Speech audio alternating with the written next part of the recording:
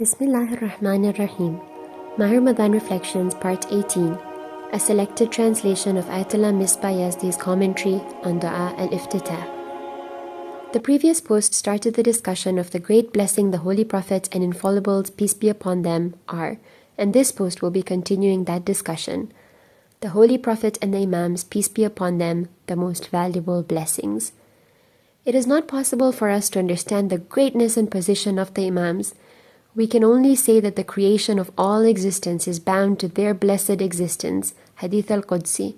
O Muhammad, if you did not exist, I would not have created the world. A similar narration has also been mentioned regarding the Imams. Now, whether we can understand and digest this matter depends on our capacity and extent of knowledge regarding those great personalities. It is enough to say regarding the blessedness of their existence that if the Imams did not exist, there would be nothing left of the essence of Islam. The deviations that emerged immediately after the death of the Prophet of God, peace be upon him and his household, are sound proof of this claim. If it weren't for the 250 years of efforts and pain undertaken by the infallible Imams, today we would have no clue of the truths of Islam. Even those of the truths of Islam that exist among the Ahl Sunnah are through the blessing of the Imams, peace be upon them. Otherwise, the caliphs and leaders who recited the Friday prayers on Wednesday and performed the morning prayers in a state of intoxication from consuming alcohol were not agents for the preservation and survival of Islam. It was the blood of Imam Hussein, peace be upon him, and the other Imams that was responsible for the survival of Islam. However, the blessing of the Imams was not and is not limited to the period of their lifetime. Rather, even after their death, they have always been a source of blessing. Not only do they consider the difficulties of their friends and lovers, but sometimes even those of the non-Muslims, and solve their problems. If the many miracles that have manifested from each of the Imams throughout the history of Islam were to be collected, they would fill many thick books.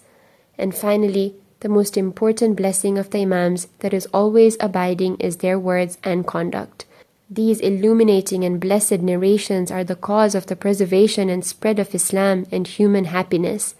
That which plays a role in human happiness can be found in the Quran and narrations. Have we not been created to attain perfection and happiness in the hereafter? The greatest thing that helps us in this regard is the narrations that have remained from the Prophet and the Imams, peace be upon them. Thus, if one pays attention to the main goal of creation, he will find that the blessings of the Imams cannot be compared to any other blessing, and the gratitude for this blessing must also be proportionate to the blessing itself.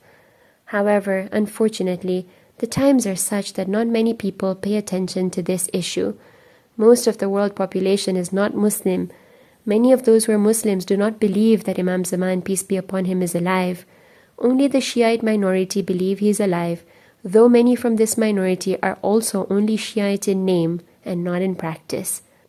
Thus, they do not pay much attention to the Imam of the time and seldom remember him. Only a small number of Muslims have been granted the success of sometimes remembering him and invoking him in the face of adversities.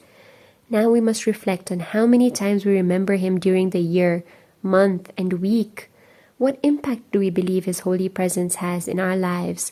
What calamity do we consider being deprived of meeting the Imam of the time, peace be upon him, for ourselves?